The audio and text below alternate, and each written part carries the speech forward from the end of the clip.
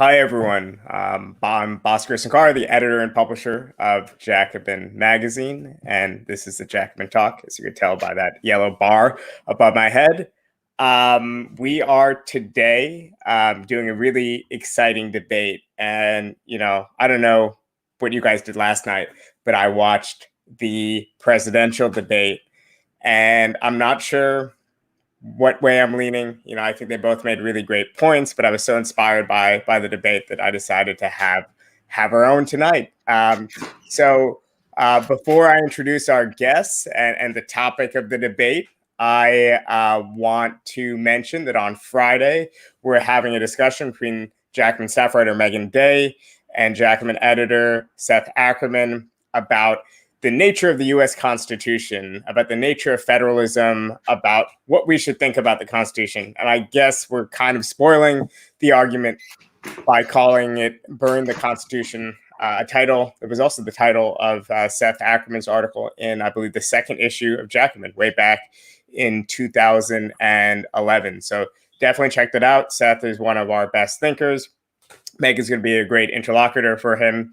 And that's at 6 p.m. on Friday. Then on Saturday, we have another edition of Weekends with Anna and Nando. Our guest is Daniel Besner, and Danny will be talking about U.S. foreign policy. Anna and Nando will probably have a lot to say about the presidential election, how it's unfolding, about a lot of other pressing issues as well. So without further ado, since we started a little bit late, I just want to introduce our guests. We're joined today by Jared Abbott, by Eric Levitz. Jared is a relatively frequent Jacobin contributor, but he's someone who's been in our political networks for a very long time. I just discovered a photo of Jared from a 2014 draft Bernie tabling session. Jared was out there trying to draft Bernie in the summer of 2014, and he was successful. We should forget that our mission at the time, at least, doing all that petitioning and all that work in 2014 was to get Bernie to run for president once. And my goal, at least, I don't want to speak to Jared, though. I am curious to see what his expectation was at the campaign, but I wanted him to get second. I wanted him to beat Martin O'Malley. I thought that would maybe take like 6-7%, but I was like, we could do it. We could beat Martin O'Malley. I was a little worried because Lincoln Chafee was coming on strong there for a minute, but we did indeed beat Martin O'Malley. And for that, we'll always remember that. We'll always remember beating Elizabeth Warren in our home state in 2020. And as spiteful, narrow-minded people, at least we have that. But anyway, Jared's been around the left for a very long time. He's been making lots of interesting arguments in Jacobin and elsewhere. Right now, he's a professor or a postdoctoral fellow, I believe, at Tulane University. And I'm also joined by a frequent Jacobin interlocutor. He gives us liberal respectability. We give him a little bit of street cred. Eric Levitz, who you almost definitely know from his work at New York Magazine. He has a recent piece just out a few hours ago. They keep them working hard over at Vox Media. Even Trump's base found his debate performance off-putting. He also has a really good like immediate reaction that must have came out about an hour after the debate last night that I think captured a lot of my thinking on the debate. Also, 5 reasons Joe Biden probably won the first debate. And he's been a really, really generous with his time, really generous with engaging with Jacobin pieces. We did a live event with him and Luz Brunegg and Dustin Gristella. It seems like an age ago. I believe that was in January or February, I think, right? It was this year, not even last year, or somewhere around there. But there's videos of that up. This is kind of part 2 of a debate that previously happened between the aforementioned Dustin Gristella and Richard Jesselson of the American Prospect and Dissent and elsewhere. And it's loosely based on Jared's article, which was in the last print edition of Jacobin, The Two Paths of Democratic Socialism, Coalition and Confrontation.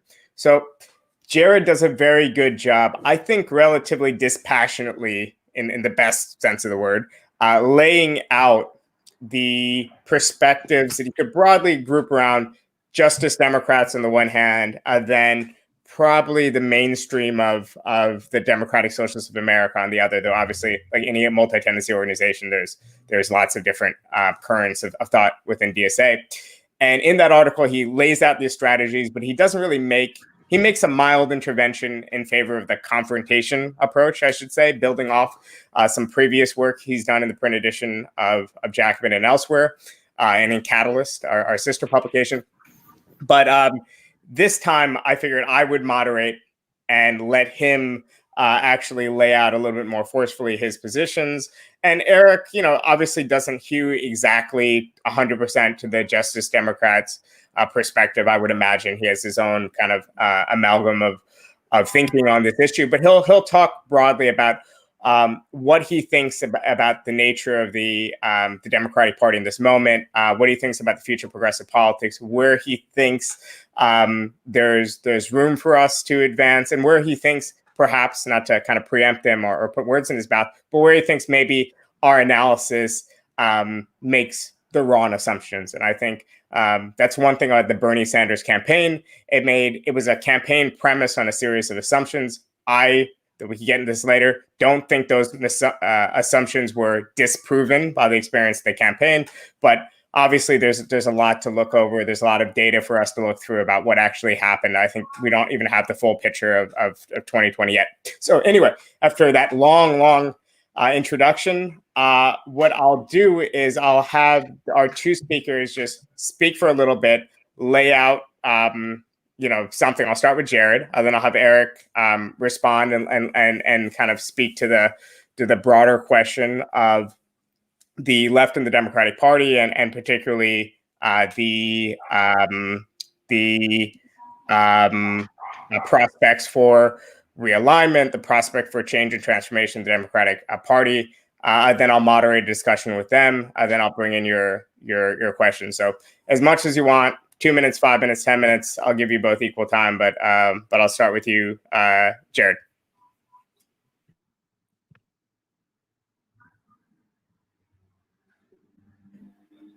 Jared is still muted, so let's hold on one second. There we go. There. Can you hear me now? Yep, you're all set. Perfect. All right, so I'll try to keep it short because I'd much prefer to have a sort of a back and forth. But the that picture you saw of me in 2014 was outside of an auditorium in Philadelphia where the postal workers were hosting Bernie. And I was out there, I think, with Dustin Guastella. And there was a gentleman who came by from the campaign, a bald gentleman with a white beard. I'm not sure who that might have been. But he came up to us and said, "Oh, it's really great that you're out here, but, you should probably tone down the socialist thing because, that's not really going to help Bernie in the campaign." So that was pretty funny. Ended up not being very true at all. So what I wanted to do was sort of like, I think it would be useful for us to have a discussion where we sort of talk about how to break down the coalition and confrontation terms a little bit. And so broadly speaking, because I think, in the piece that I wrote, if you haven't read it, I tried to lay out, these sort of stylized versions of, the Democratic Socialist or left electoral strategy, where on the one hand, the idea is to be pretty pugilistic with respect to the Democratic Party, try to be as independent as possible, try to chart, a more or less antagonistic independent course from the Democrats while using the ballot line. And then on the other hand, pursuing a kind of more coalitional approach, which would be to say, trying to use more of the carrot rather than the stick with respect to elected officials, trying to play more to the base of the Democratic Party rather than, what Bernie tried to do, which was try to bring in disaffiliated, sort of sort of voters that don't vote very much, young people, et cetera, who don't identify with the Democratic Party. And I think that is a useful distinction. But the more that I sort of started thinking about it, the more I realized and became interested in thinking about the sort of different levels and axes of like what coalition versus confrontation means. And so and sort of thinking about the ways in which different organizations, in our universe of, Progressive Democrats of America, DSA, Justice Democrats, Working Families Party, Progressive Action, People's Action, et cetera, the way that they think about different ways of relating to the Democratic Party, depending on the context and depending on the sort of area of work. So that is to say, one group might have a more confrontational approach with respect to, the way that they try to build support, within legislatures, their sort of, legislative strategy, and they might be more confrontational when it comes to their electoral strategy. That is to say, more willing to primary Democrats, more willing to disassociate themselves with the Democratic label. And there might be other organizations where it's flipped. And, there's all kinds of differences with respect to the way in which confrontation versus coalition can work at the national level versus the state level versus the local level. And I basically think that, it's much easier to be very confrontational and to face less backlash and fewer risks, both in terms of building allies in state legislatures or city councils, and also in terms of, winning, elections. It's much easier to be confrontational when you're talking about a local level election, or even when you're thinking about, like, say, DSA in the state of New York this year, being very confrontational with respect to electoral challenges to the establishment of the Democratic Party, being pretty confrontational with respect to, taking on, the Democratic leadership around key issues, especially around housing. And it's much more difficult to think about doing confrontation when it comes to the national level, when it comes to trying to build legislative and electoral majorities, when you're faced with, context outside of deep blue districts where, there might actually be some extent to which you could challenge progressive or mainstream Democrats and pose a real electoral threat. Whereas if you're trying to, win, it's much less of a threat in Congress, say, to say,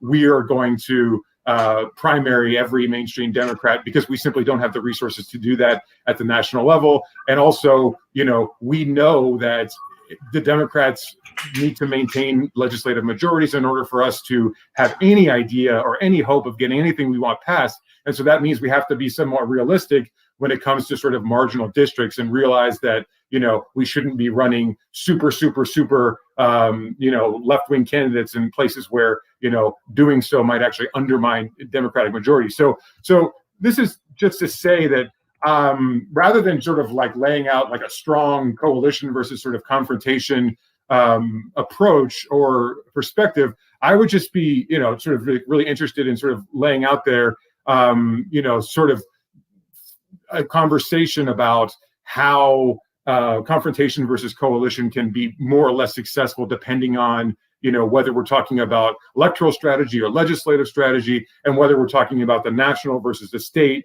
versus the local level. And I think maybe sort of talking about it in those terms might make it easier for Eric and I to sort of make sure that we're sort of not talking past each other.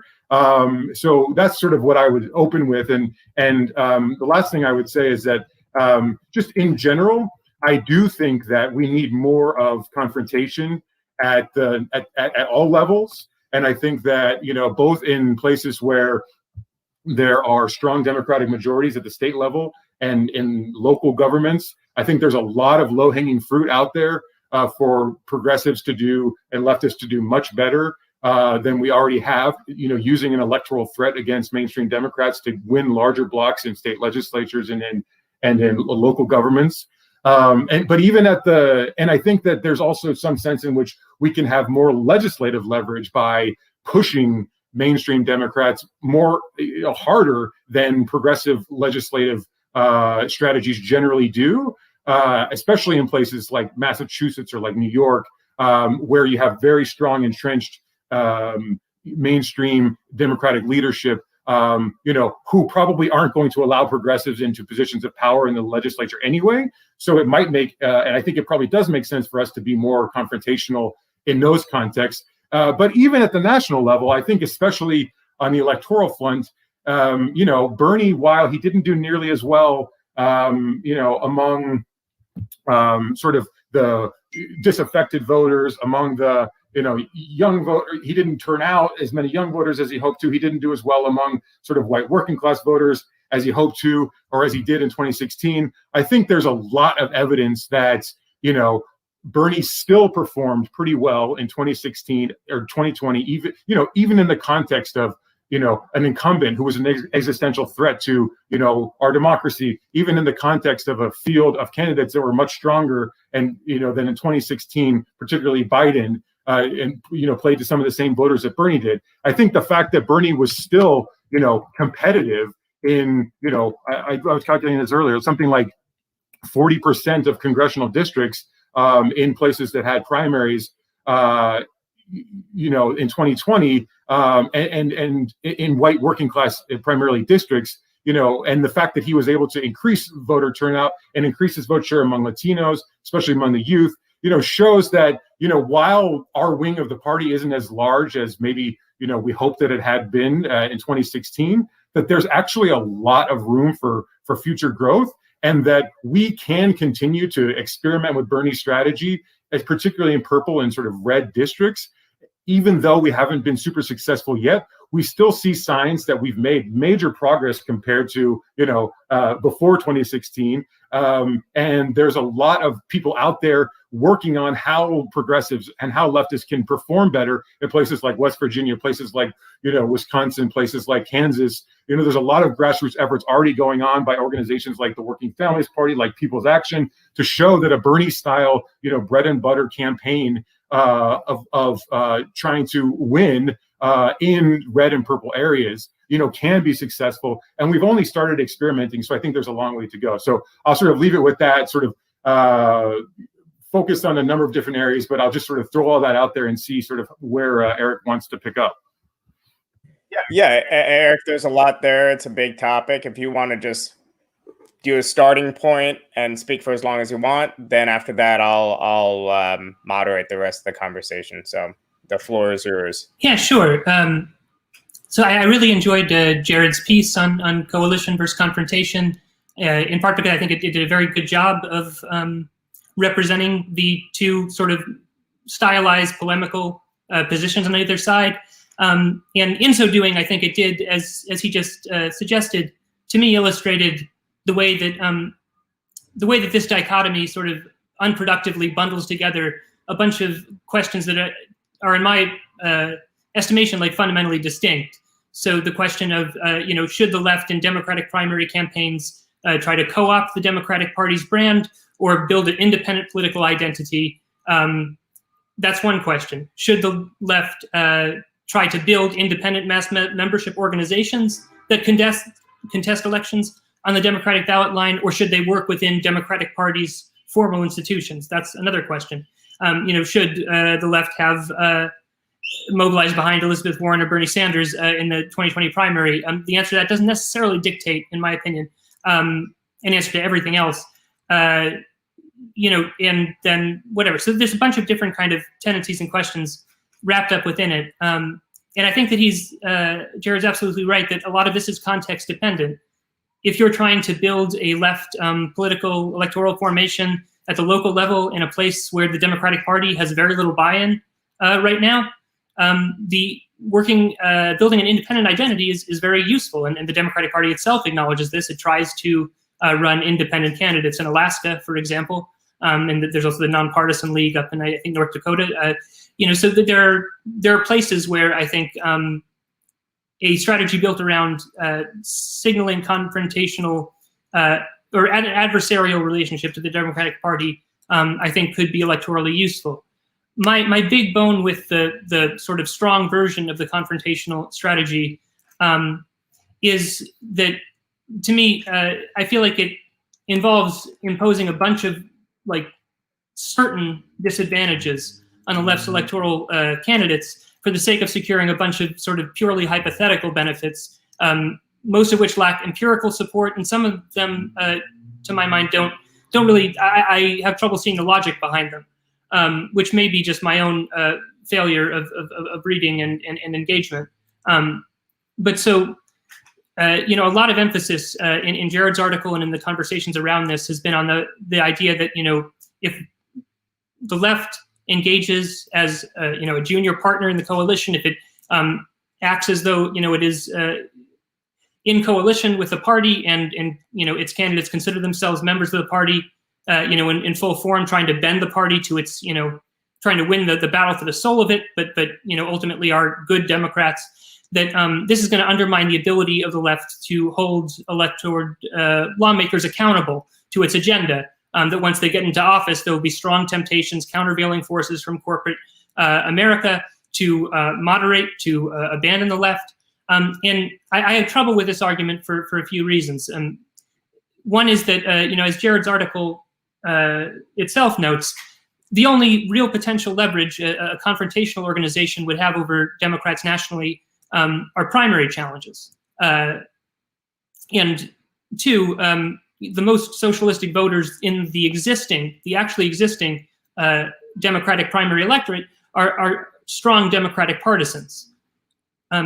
So to my mind, the straightforward implications of these two realities, that your mechanism of accountability is winning elections on the Democratic ballot line, and two, the voters that are most open to the Medicare for All, to Green New Deal, to your program, have strong partisan identification with the Democratic Party. To me, the implication of these two things is that a left electoral formation that defines itself in opposition to the Democratic Party, that relentlessly projects contempt towards it, is going to have less capacity to hold elected representatives accountable to its agenda, not more, for the simple reason that it will win fewer primaries, because it's putting itself at a disadvantage by alienating itself from a potential base. So if the left is currently weak, and the Democratic ballot line is its battleground electorally, then progressive candidates who refuse to identify as Democrats, who actively try to antagonize party elites sort of at all times and in all contexts, who don't try to win over aligned organizations or organizations that are aligned with the establishment, are just going to pose less of a threat to Democratic lawmakers, incumbent Democratic lawmakers, than progressives who do build up power in those places and through those methods. And so to me, it seems that strategy is counterproductive in that way. Further, should a confrontational organization manage to put its representatives in office anyway, which I think it can in certain circumstances do, if you exploit a low turnout election, you have an especially weak incumbent. But if socialist lawmakers are aligned with an organization that is publicly committed to a dirty break with the Democratic Party, to eventually building up power within it and then shattering the Democratic coalition to repolarize politics along class lines, those lawmakers are going to be completely marginalized in Congress. No Democratic speaker is going to give powerful committee assignments to somebody who counts as their primary partisan affiliation, an organization that is committed to destroying the Democratic Party. So we've seen that progressives in deep blue districts can survive a very acrimonious relationship with the Democratic leadership. Ilhan Omar, AOC, the Squad, criticizes the Democratic establishment pointedly. It defies the leadership in many votes, but none of them claim primary partisan fealty to an organization that wants to break up the Democratic coalition. And for this reason, all of them did ultimately have Nancy Pelosi's endorsement when they faced primary challenges, and they didn't hand their centrist challengers a really powerful weapon.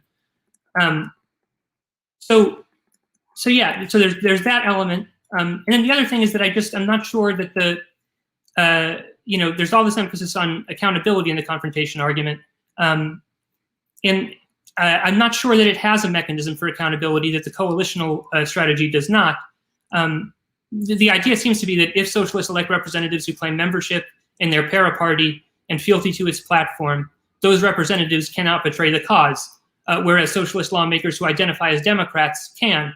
But I don't really see why this would be the case. To me, the determinative factor is, has the socialist left built hegemony among the Democratic primary electorate in a given district? And if it hasn't done that, then there's nothing stopping a lawmaker elected as a DSA candidate on the Democratic ballot line from switching parties once in office, or ignoring the party platform if it becomes antithetical to their rise through power. The major parties rarely turn down an opportunity to secure another incumbent by welcoming a defector. Jeff Van Drew, the really crappy Democrat from New Jersey, who saw some internal polling that scared him during impeachment and then decided he wanted to become a Republican. The GOP welcomed him with open arms. He spoke at the RNC. Every movement, every party loves a defector. So if your DSA lawmaker decides that her reliance on a weak left has become an obstacle to advancement, the fact that she identifies primarily as DSA, not the Democratic Party, isn't going to necessarily be an obstacle to her securing alternative sources of funding and by declaring democratic socialism another god that failed. Conversely, if the left is strong, if it does build up its forces such that it has hegemony in Democratic primaries in a certain district or region, then it should be able to hold progressive lawmakers to account, irrespective of whether those lawmakers identify with the Democratic Party or adopt a coalitional posture towards its leadership. Ultimately, what's decisive here is, do you have power? So to my mind, the fundamental thing here is whether pursuing a confrontational strategy is more conducive to building that power than a coalitional one is. And I have some other things to say, but maybe I can let you guys come in. But I'm skeptical that we have much evidence that that's the case. Yeah, I think I'll let Jared respond, but I think one thing that is worth, or at least my opinion on this, is obviously we're talking about two abstractions that obviously overlap a lot. So a group of legislators pursuing the, let's say, confrontational strategy will at certain moments obviously have to make common cause with centrists or center-left lawmakers, right? Often might have to do that. I mean, that's just like the part of being in a legislature. That's what Sama Sawant does in Seattle quite often, and she's to the left of a lot of these DSAers even. That's what the DSAers in Chicago City Council have to do. So it seems to me that when I think of the confrontational approach, I'm thinking less about the art of governance and more a question of winning elections and organizing rather than policy making. If that distinction makes sense.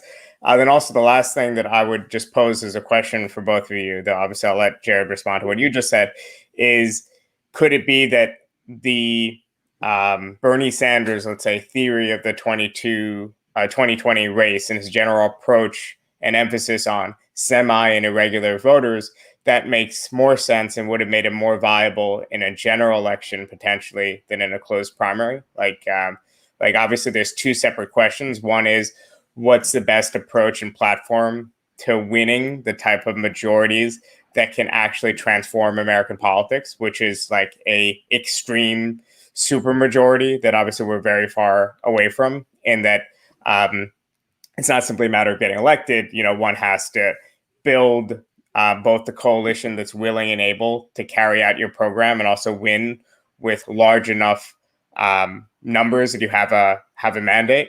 So it might be, for example, that the Joe Biden's actually not a great example because I think he's running a more populist campaign than we'll give him credit for, at least rhetorically. Obviously his policies are still not great, as you could tell by his responses on healthcare and other things last night. But in other words, it might be that the best way to win a Democratic primary would be pursuing a strategy catering to the Democratic Party base. And the best way to win a general election narrowly is catering to wealthier suburban voters who are regular voters, but who and can be won over by Democrats. Whereas the best way to build a coalition that could enact anything like social democracy in a general election would be something like making a gamble, trying to reach this new constituency, while obviously maintaining a lot of the existing working class Democratic Party base. But anyway, I'll just throw that out there and leave it for Jared and you to respond. Okay, thanks, Bhaskar, and thanks, Eric, for your comments. I mean, I don't disagree with you on a lot of this stuff. I mean, I think when it comes to the issue of like, okay, if we're the junior partner, then we will have limited capacity to hold legislators accountable. I think there's a couple things there to say. The first one is that the sort of strong theory of the confrontation strategy, which I said in the piece, but I don't think it came out super strongly, is that, you know, this strategy only works if you actually do extraordinarily well, right? If you take over a majority as the confrontational group itself, right? And so, like, that's why I was talking about cases like the Nonpartisan League, you know, and the Farmer Labor Party, you know, in North Dakota and Minnesota, like earlier in the 20th century, where those groups actually did take hostile takeovers of state legislatures, and they, as a result, didn't need to worry about alienating Republicans in this case because they had a majority and could do whatever they wanted. And there are plenty of other cases of populists coming to power in other parts of the world where, you know, there were stable-ish two-party systems for quite a while, and then they became increasingly, you know, similar on economic issues, and so there was an opening for a left populist, and that left populist came, you know, was able to succeed electorally, you know, by virtue of differentiating themselves in the strongest possible terms from those traditional parties. And when they came to power, they were able to secure legislative majorities in the national legislature. And then, of course, they didn't need to worry about the you know, building coalitions with the sort of mainstream parties because they had supplanted them essentially. Now, that was exactly the point that I was trying to make in my piece, and exactly the point of saying that's why a strong confrontational strategy is so utterly difficult to conceive of in U.S. national politics today, because we're so far away from being anywhere near the idea that we could ever think about you know, a strategy like that. And you know, I think it's certainly conceivable that we could do a strategy like that in certain, you know, certainly city level, you know, governments.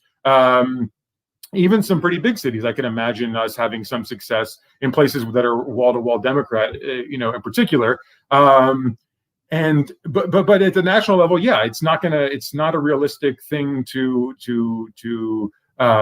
imagine right now for the left. I mean, it's just simply not. So I agree with you.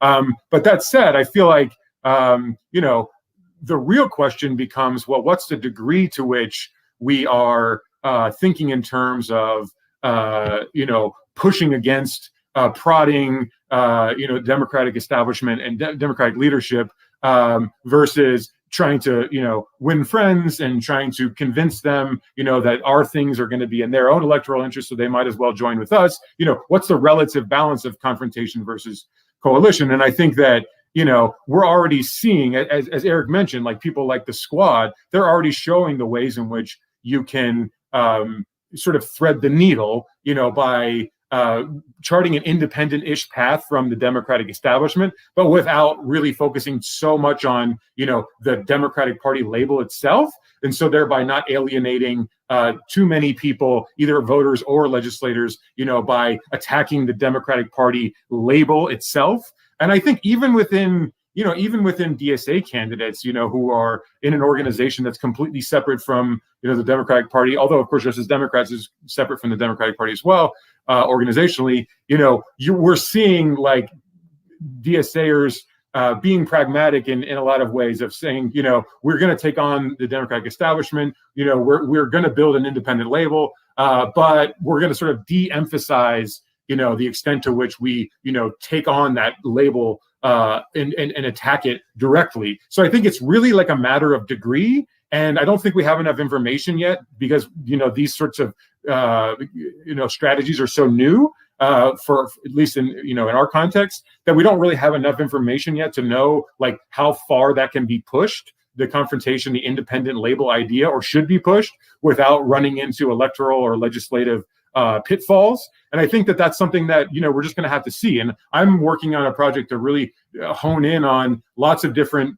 races that different progressive groups are working on around the country to sort of understand better, like the variation in how, you know, politicians and strategists think about this question. And I think it'll be interesting to see, you know, what that turns up once we get more information and have a clearer sense of the extent to which different groups are going in one way or the other and how far that they're going. But in general, I definitely agree with Eric that the idea of like going out there and using a strong dirty break language doesn't make any sense, because like it's just pointless for, we would just alienate people for absolutely no reason. So I think that really strong version doesn't make any sense unless we're in a position where we can genuinely take over, which we are not, and therefore we need to sort of craft an approach that's as confrontational as it can be without undermining other important objectives that we have in terms of winning voters and winning influence within legislatures.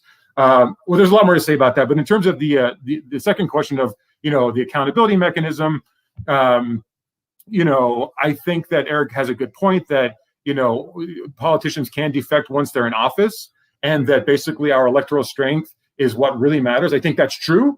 But I do think he's underestimating the extent to which there is, or there can be, and historically with socialist parties and labor parties, there has been, I mean, this isn't something that's been like, exhaustively studied or proven, but I think it's pretty clear that there has been an independent effect of strong organization. So that is to say, when you have candidates that come out of, mass movements, that come out of, particular electoral formations, and that have very, very tight relationships with those organizations and movements, you actually do see higher levels of accountability to the programs and platforms of those organizations and movements than you do when you have politicians that are not organically related to those movements and organizations. And I think that there are many, many, many examples of that, both in the United States and in all around the world with left and labor parties historically. And I think that that's the main point that needs to be emphasized. Not to acknowledge that yes, anybody can defect, for opportunistic reasons, and they have strong incentives to do that.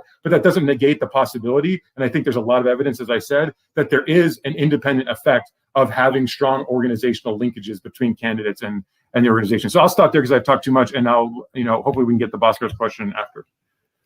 Yeah. So I'll pass that to you, Eric. And I guess one additional question. Actually, let's just start with there. Eric, you respond. Then we'll go back to Jared, and I'll add one additional question for both of you there. That's probably more of a soundbite question. Sure. Well, yeah, I think that I am sympathetic to pretty much everything Jared said there, and I found his last point especially very clarifying. And it's very plausible to me. I think all else equal, certainly, if the candidate is actually coming organically out of the organization, that's your defection rate, I would imagine, is going to be lower. Human beings care about losing the esteem of social groups that they belong to. So whether or not you need to have, a specific confrontational posture or rhetoric in order to have that added advantage of producing your own candidates. But also, Eric, wouldn't there be a material factor too in some cases, which is that in a lot of these races, the progressive is actually better funded because these national level organizations are targeting fewer districts. So in fact, like often, even on more fringe socialist runs, we're outspending our opponents. So wouldn't that, I mean, that's part of what they lose too, right? Not that just the social ties and the ideological commitment and whatnot. They would potentially just be losing a lot of small donors and their volunteer base, people who are actually knocking on doors and canvassing with them.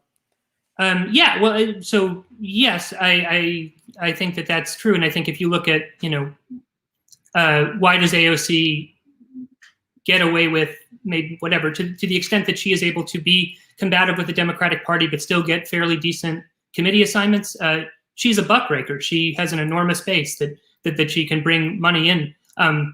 So I agree that's very important. The question of whether adopting the confrontational posture versus being, in the Justice Democrat sort of space, whether there's a big difference in how much money you can raise from one organization versus the other. I'm not clear on the numbers there, but it's not at least obvious to me that it's necessary. That there's an inherent link between the confrontational strategy and better fundraising. But yeah, so I think that, one thing that I think maybe we're saying in these conversations is that, like, I think people in any side of an factional like left-wing debate can maybe imagine their opponents being more satisfied and sanguine about their own strategy than they actually are, and that in the current context, it's like extremely easy for pretty much to pretty much show why any theory of change is not going to produce social democratic or let alone socialist transformation. I mean, things are really bad right now. Private sector unionization rates really low. Inequality is extremely high. Jeff Bezos could spend personally just as much as every human being has spent on the 2020 cycle, I believe, and remain the richest man in the world. So if socialists ever become a threat, I don't know, you can just like buy the whole country. I'm not sure exactly how this would work. Yeah. But so we're up against a lot. In terms of your question, Bhaskar, I think that to me, part of recognizing how far we are from where we need to go, and this question, I guess, of mobilizing non-voters, I guess, is the more concrete question. I think that the collapse of the union movement, the dissolution of just civic society in general, church attendance, neighborhood groups, like how much people talk to their neighbors. If you look at these charts, it's all way down. The average American household, even as they've started using the internet and video games more, watches 7 to 8 hours of television a day. People are very atomized. They're very media saturated. And this is a context that is very challenging. And so far we've seen, an incredibly well-funded campaign with a really, I think, excellent candidate in Bernie Sanders in 2016 and 2020 failed to really, I think, significantly change the primary electorate through this class struggle, social democratic message. And then also, if you look at approval ratings among the general electorate, it's not clear to me that Sanders is significantly more popular than the typical Democrat with white non-college educated voters. There were at least some polls in the spring that showed Biden with a slightly higher approval rating among the general public, non-college educated white voters. And a lot of different other, ideological tendencies have built a theory of change around changing the electorate and have found it very challenging. And there's just widespread, the thing that recommends the confrontational strategy most is that a lot of people are completely disillusioned with their government. And that's the kind of, I think, what Jared's referring to is in other countries, possibly with less, well-defended two-party systems in terms of the legal infrastructure that preserves them, this kind of condition of low trust and disillusionment would open the space for a left populist challenge. At the same time, I think that part of the problem is that people just get nihilistic and they don't believe you when you tell them that you're going to be able to deliver them Medicare for all. And frankly, they have good reason to be skeptical. And so to me, I think part of the process of changing the electorate to be one more conducive to major reform is getting minor reform passed. So showing people that you can do something for them. And the warrant that I have for this idea is, and it might be a thin read, but there's been studies that show that just Medicaid expansion in red states, I think that implemented it, you see a higher voter turnout among the people who secured healthcare for the first time, public healthcare through that program. That they didn't vote and then got Medicaid expansion, but reformers were able to get a minor step in the direction of the government actually demonstrating its ability to help working people, and working people responded by voting to defend their government benefit. And we saw a similar thing on a larger scale with Medicare and Social Security when they were enacted, where we associate seniors as being extremely reliable voters, and that is partly because they're disproportionately retired and so have the time. But their voting rates went way up once we enacted this socialism that provides them with healthcare and provides them with a basic income, and that was always at risk in elections. They started to turn out, and that changed the electorate. So to my mind, the project of changing the electorate, just based on, and I could be wrong because we have very limited sample size here, but from what I've seen here, and to a lesser extent watching the Corbyn drama in Britain, I'm skeptical that mere rhetoric is going to do it in a context where people are very disillusioned about how much they can believe this rhetoric. I think you need to get into power and just get something to help bring people in by actually delivering for them. So I think that Okay, so I have a few questions, but one thing about the changing electorate is there a way that we shouldn't even view this through purely ideological lenses, in that both Biden and Sanders seem to be making a similar type of appeal, not policy wise, not ideologically, but I think they're running the Biden campaign is at least foregrounding in all their mailers. You know, we've been looking at mailers that the Biden campaign has been sending out to unionized workers and others in the upper Midwest and Pennsylvania. It's a jobs, very simple and repetitive mailer. A lot of his rhetoric, obviously, we have a tendency to fixate on a few lines, but I do think in general, the rhetoric is of a more populist nature than the Clinton campaign. He seems to have realized that he has to at least not be defeated so severely among white workers and other demographics in the upper Midwest, in particular in Pennsylvania. So it seems like a lot of the things that the Bernie-crats were saying and criticizing about the Clinton approach are actually being addressed in the Biden approach. Meanwhile, obviously programmatically, he's quite similar to Clinton. Like, even Clinton's program was not a "we're going to give you austerity" program. It was a mildly redistributive, still in our view, grossly insufficient, program. Similar to what I view about the Biden program, rightly or wrongly. But you know what I'm saying? Like, even though they're very different candidates, it seemed like they were both similar in that they were trying to make an appeal that was broad and not quite the caricature, at least, that I have of the Julian Castro campaign and the Elizabeth Warren campaign, which is that we have a million varieties of different identity politics for you, or a million varieties, at least, of policies. Right? It wasn't, especially with Warren, a lot of it was, in fact, policies that were left of center in various ways, but still, like a million. It was like a shopping list almost of policies. But first of all, just briefly, am I making a giant straw man based on my very ideological reading of this, or do you see some similarity in Biden and Sanders, Eric, as candidates that are trying to arrest de-alignment, at least rhetorically, in a similar way? Yeah, well, I think that Hillary Clinton 2016 was a real aberration in Democratic general election campaign messaging.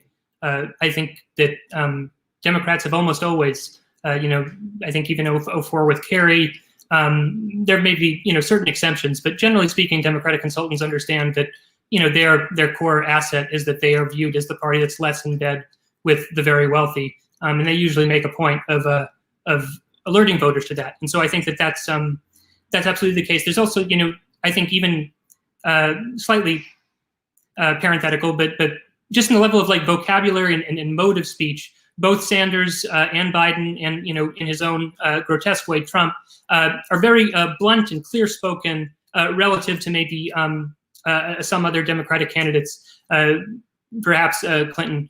And so there's that element. I do think that, but I think especially in recent weeks, Biden's rhetoric is very class-conscious, class-focused, and I think the other thing, though, a troubling and distinguishing factor between Biden and Sanders is that Biden is very attentive, or is rather more attentive of some items on parts of organized labor's agenda, which is to say he has much less compunction than Sanders about catering to the more reactionary tendencies in defensive, not entirely, whatever you can. Wait, like what in particular? Because the immigration, they both are quite similar. Sorry, so just so you spell it out, just because. Yeah. Well, so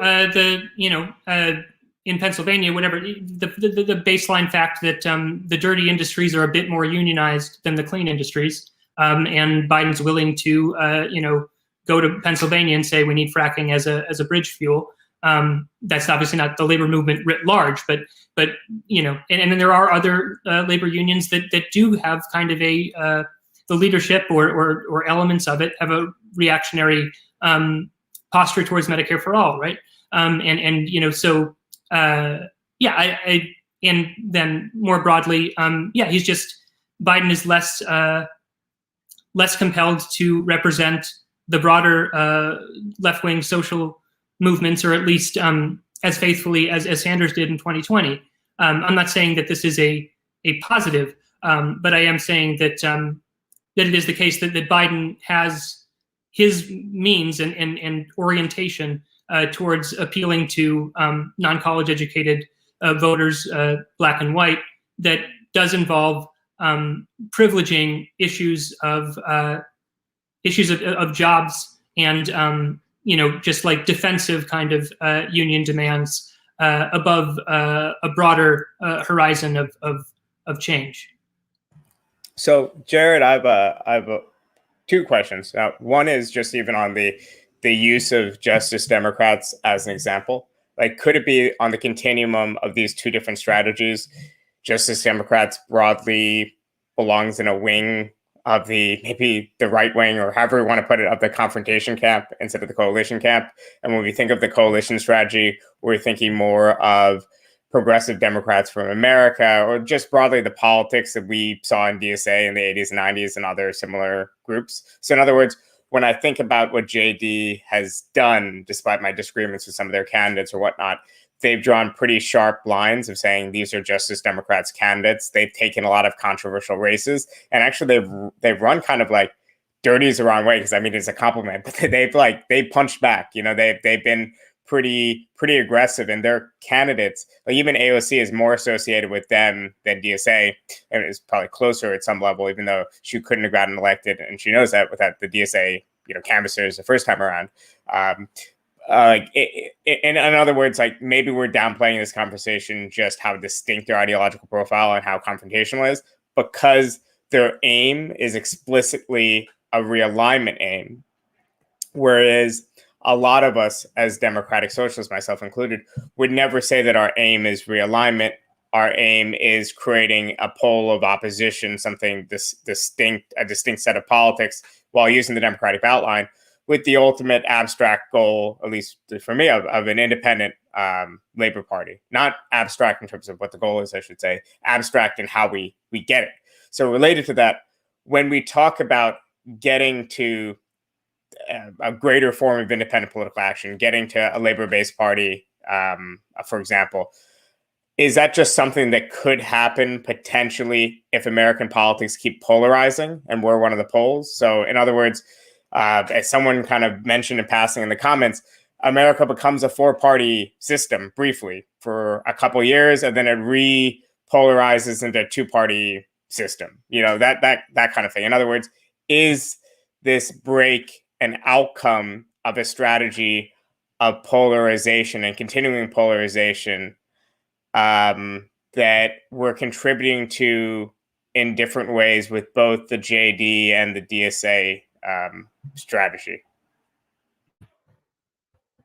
Those are great questions. I just wanted to briefly address the question that Eric was mentioning about the whether or not we can do as well as Biden, say, as Democratic Socialists, and I think it's just really important to point out that there's two separate questions. One is about intra-left discussion, and so can a Sanders-style approach do better than an alternative progressive approach? And then the separate question is, how well can we do compared to sort of mainstream Democrats? And I think that Bernie has actually shown that if progressives want to do well and pick up some gains in majority non-college white areas, that his approach has done much more successfully than, say, Elizabeth Warren, who in 2020 Bernie Sanders won, he got large minority, like at least 35% of the vote in almost 60 congressional majority non-college white working class districts around the country, and Warren got zero in those same districts, right? And Bernie, even in 2020, when you had the effects of the anti-Clinton vote among white working class voters in these areas, sort of not being an issue anymore, you still see a very clear class voting. Even just in sort of majority non-college white working class districts, you see a class dynamic at play in terms of who's voting for Bernie Sanders. So I think it is true that we haven't shown that we can beat the sort of traditional Democratic, and Eric's totally right. Like that is a traditional Democratic approach, is to sort of, just be kind of folksy and, sort of play to the sort of ordinary folks, using, simple and sort of straightforward language, like you mentioned. And I don't think that we have shown that we can actually do better than that.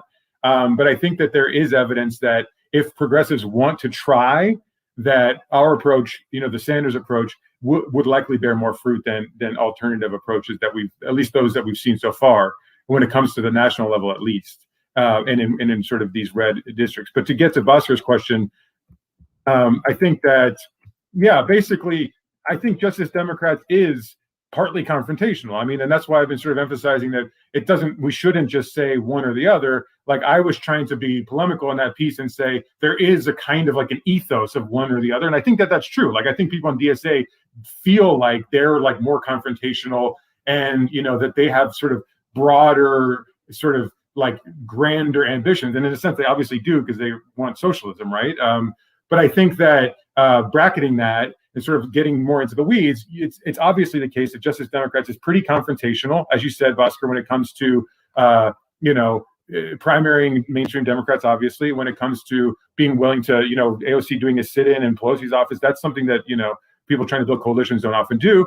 But at the same time, I think the ways in which they're not confrontational is, they're not an organization that has, like a mass base like DSA does, like, what we'd want to try to see if we're trying to build like an independent Labor Party. They don't have like they have a platform, but they don't have this sense of, at least not that I understand, I'm happy to be corrected, that candidates really need to adhere to that platform. There's not a sense of discipline in the same way that the confrontational strategy folks would want there to be. And also there's obviously a sense in which they're not trying to build an independent partisan identity. And, in places where Justice Democrats run candidates, which is to say highly liberal districts, that's not an issue and that's fine. But if Justice Democrats wanted to start running in purple or red districts, where they, might need to, win the support of some Republicans or certainly disaffected voters, then having that strong association with the Democratic Party, could become a problem. So it just depends sort of on the context.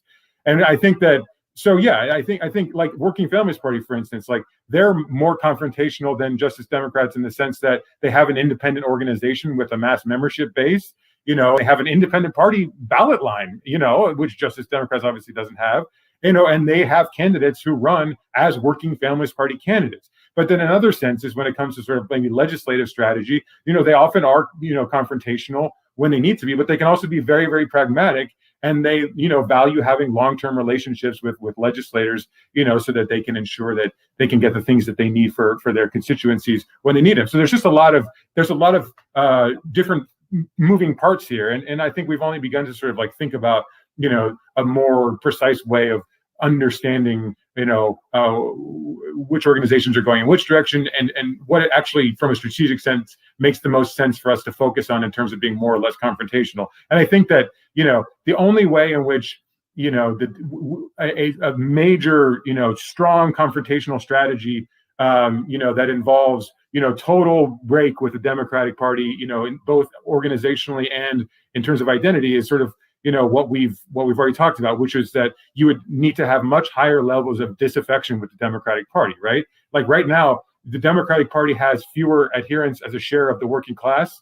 I mean, depending on how you measure that, but like in general, that's true, than it had, say, 30 years ago. And I think that likely, although I'm not 100% sure, I think that likely is partly due to, people's disaffection with the Democratic Party and programmatically. But I think that, we still have relatively high partisan identification in this country, where, there's, I don't know what the percentage is, but like way more than the majority of people in this country identify with one of the two parties. And there's a lot more people who don't say they identify, but they're heavy leaners. And so they basically identify with the party. And so if we were to imagine, an approach where, this radical, total confrontation, like populist upsurge, break with the Democrats, if that's not going to happen unless we got to a point further down the road where the Democrats just lost the support of a much larger block of working class voters. But that doesn't mean we shouldn't be trying these sorts of approaches, in strategically targeted places at the local, state, and in some cases the national level, to begin to experiment and understand, in some sort of higher level of sophistication, like how approaches along these lines, can maximize their effect and impact, even despite the sort of, limited structural room that we have to play around with, given, that there's not as much dissatisfaction with the Democratic Party as a lot of socialists would like to think. And just because, there's a poll that says 50% of Americans would be willing to vote for a third party, that has no relationship whatsoever to like how people would actually vote. So those sorts of things, don't make a lot of sense to me. Sorry, I'm done.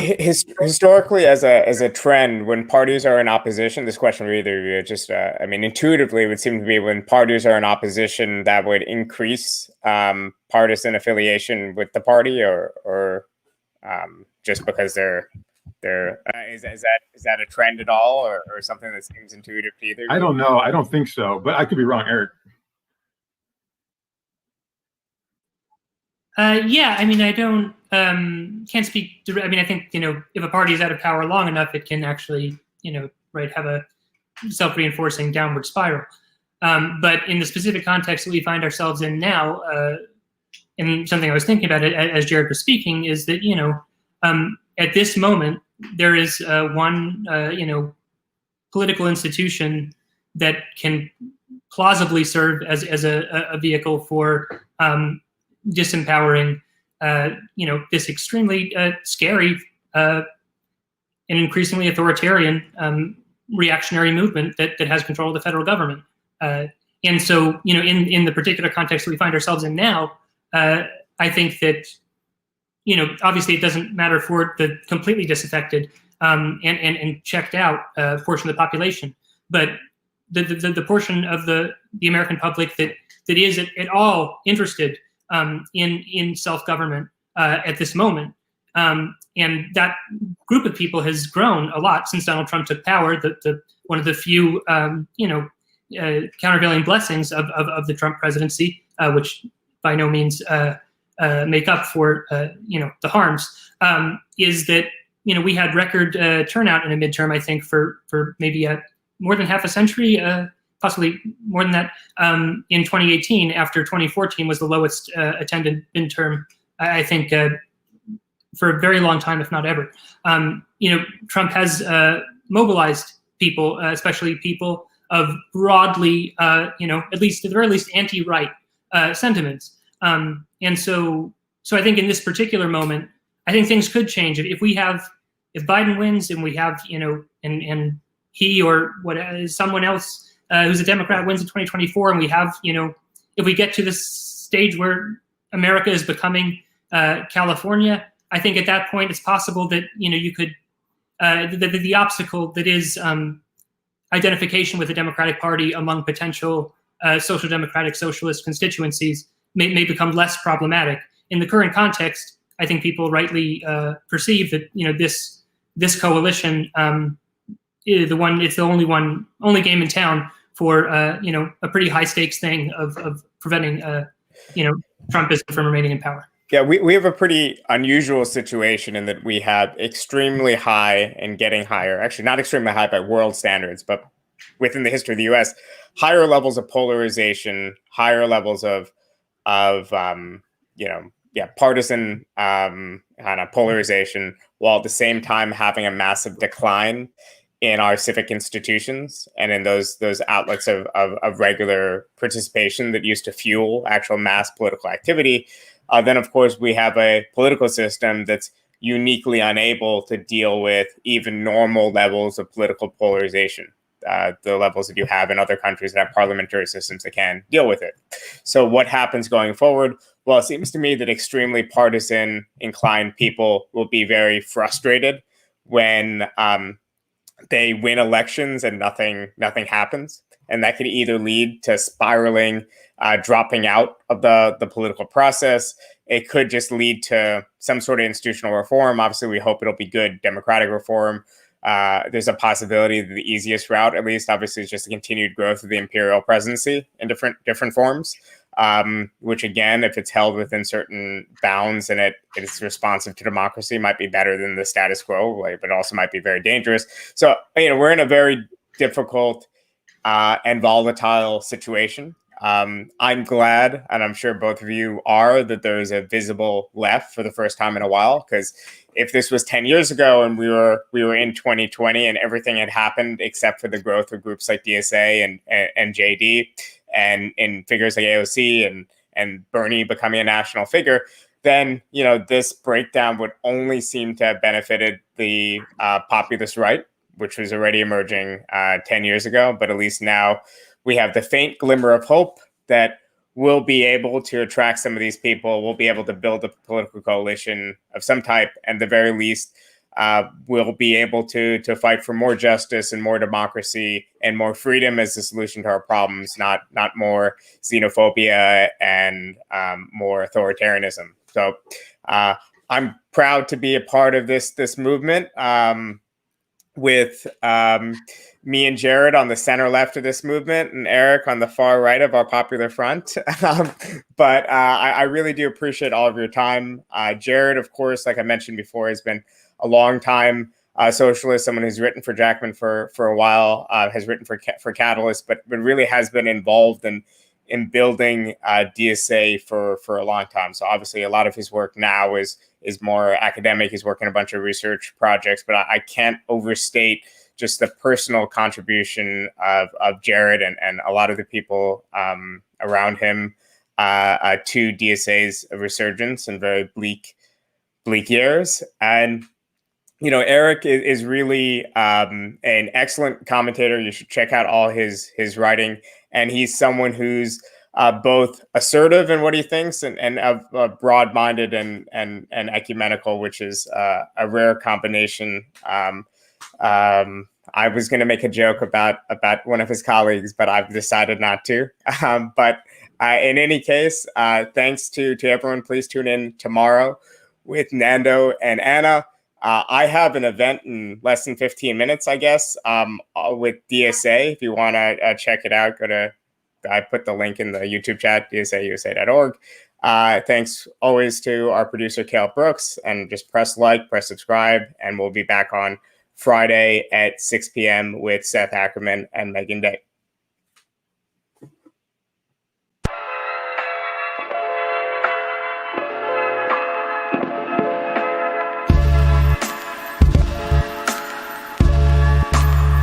Thank you.